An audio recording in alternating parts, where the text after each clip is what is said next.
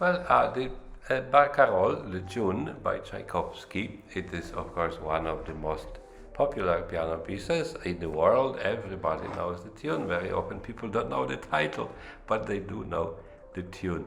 So again, our task is to refresh what we think we know. Very often we forget how crucial some gestures are in this piece.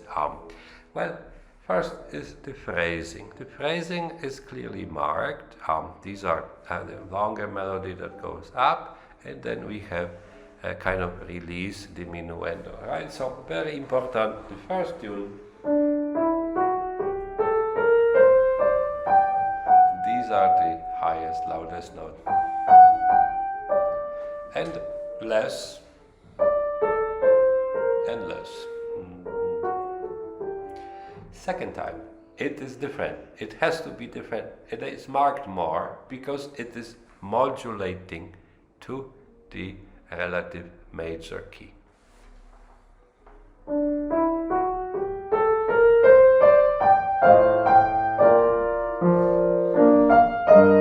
And also, the answering the diminuendo is actually longer. So we stay in mezzo forte much longer. Still, and there's a little crescendo here. Not too much, da da da da da da da, right? Because it is a different ending than the ending of the first phrase. There is no question about that. And there is more chromaticism.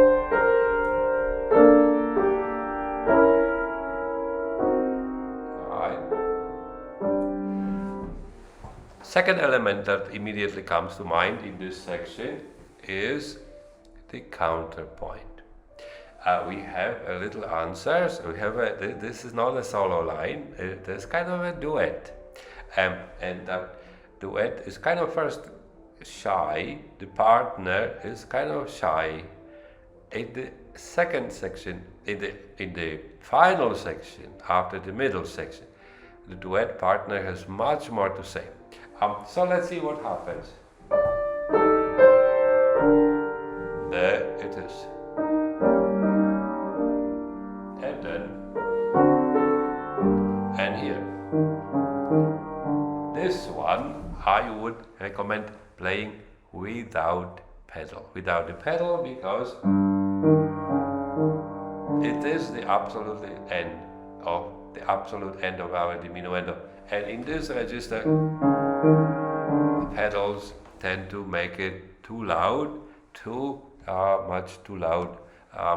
So we might be surprised how much sound we suddenly got if we pedal this. So every time this happens, this moment, no pedal. Okay? What happens next? After this section here, it goes back to G minor. We are switching to B flat major. And it says poco più forte, which is louder, but I would actually play slightly livelier. Not an official faster tempo, but something we barely notice, but we agree that major is happier. The minor was kind of, say, sad and almost there's certain feeling of regret in it. But here, this is like a sunny weather suddenly.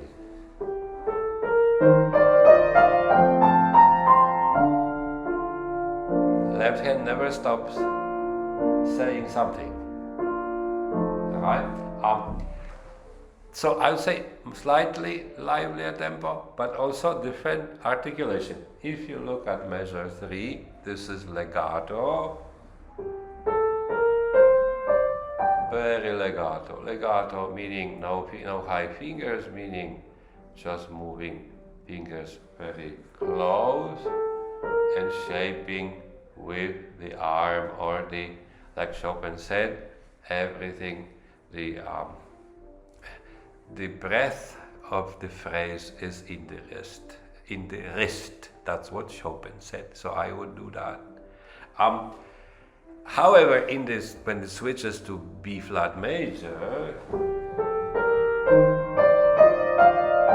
he actually wrote, Tchaikovsky wrote tenutos on each note, which I think might release us from the legato. We might play portato to change the sound.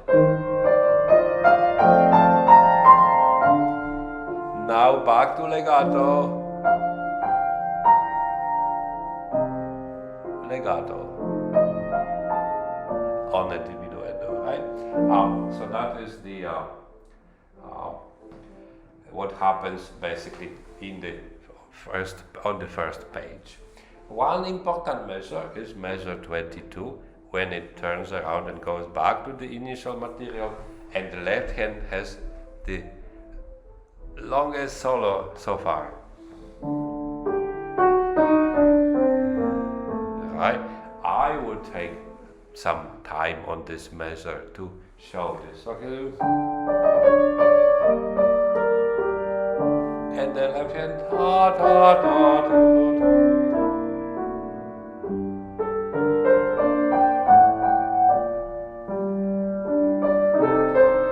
ta ta ta ta.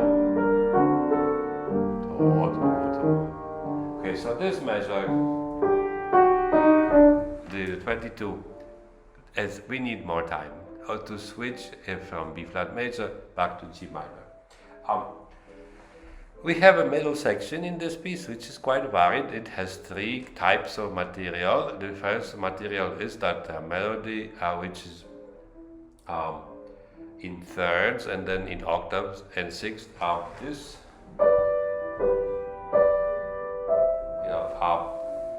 it's written in several motives. Da da dee da da da da da da. I would not play like this. I would not be taking breath between each of them. So dee da dee da da da da da da. I don't think that's we will understand a statement. It will become kind of like random words. So I think it's.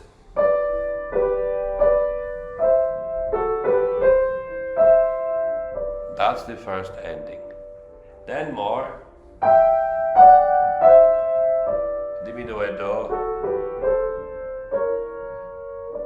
Okay, so this way they correspond, to each other and create a longer statement. Because it's easy to get lost in this notation, which is very detailed. But he is showing you just little releases, a little bit. Right?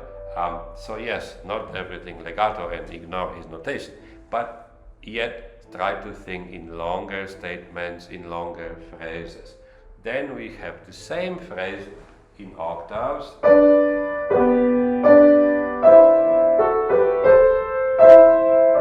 but we have a new voice.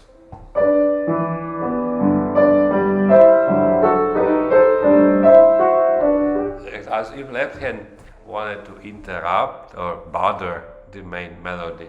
And okay, that ends on a big crescendo, and then we have this very kind of a peasant tune, pa pa, very proud tune with accents and upbeats. I would attract your attention to measure 40-41. I think everything is an upbeat and accent, and then release.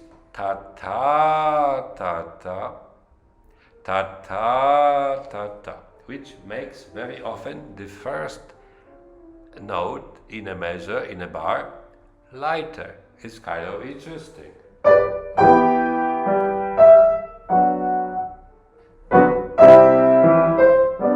Right, so it's not.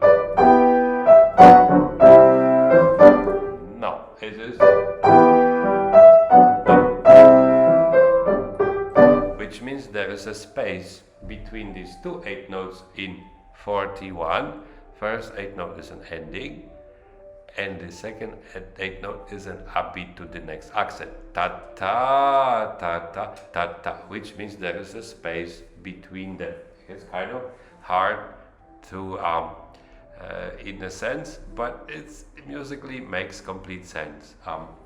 After that, there is the most dramatic moment in the piece, which is the moment of the most chromatic moment. And of course we completely out of meter here. We already were out of meter because it does not follow the bar line at all. In fact, the bar line is where the weakest note is. Ta ta ta ta ta ta. And here we actually almost switch the meter to 2. Right? This is, for notational purposes, there are still bar lines, but we are very far away from that would be 3, 4. No, we don't feel it, right? So this moment has a stringendo, which means getting faster, but it ends in a poco ritenuto. So where is the moment beyond which we already have ritenuto? Well, interesting, right? So we have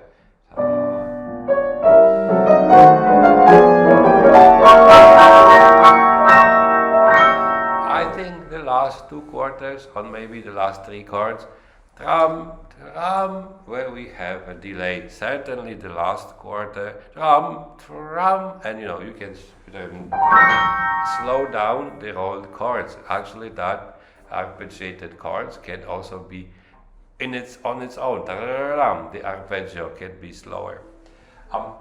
Then, of course, the question is, what happens after that?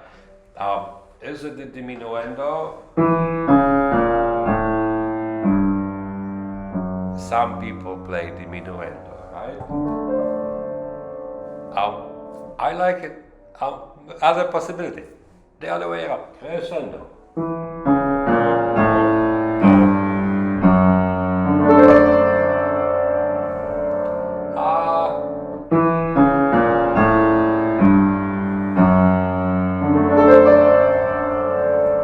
That is up to you to decide, right? What feels better, what feels more natural.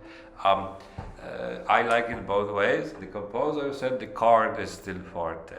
Is it really supposed to be forte, or is just a warning? Not piano yet, because he wants the actual official piano to start from the tune, right? So that's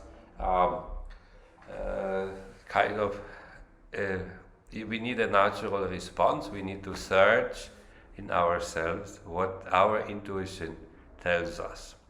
A very interesting topic in this piece is the coda. The coda has 3 phrases. The first 2 are identical actually, but in different registers.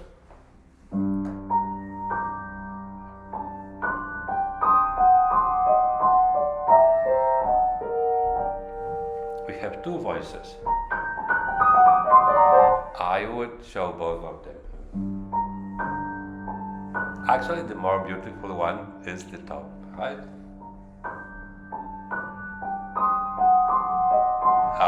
Because it's kind of evening and we know it's going to sleep. And usually we think about Barcarolle, Venice, something so lovely, this unique moment.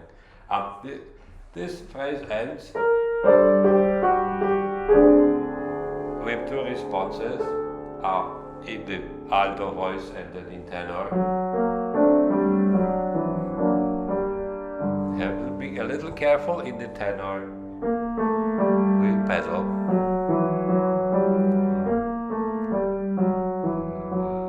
Maybe the last 2 notes no pedal, because the pedal makes it too loud. So maybe very, very, very shallow pedal. Don't press the pedal all the way down.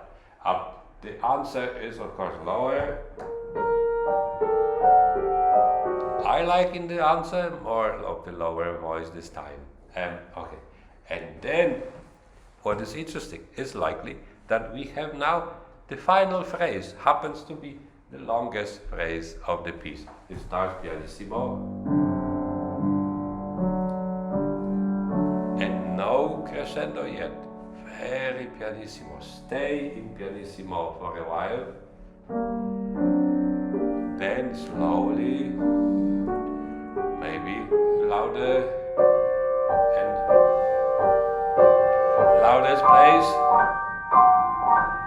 and then okay. So there is even a little movement in that phrase. You can move it forward, move it ahead a little bit, and then you have plenty of time, about 2.5 measures, to calm down, slow down, and disappear into complete pianissimo. Thank you for listening.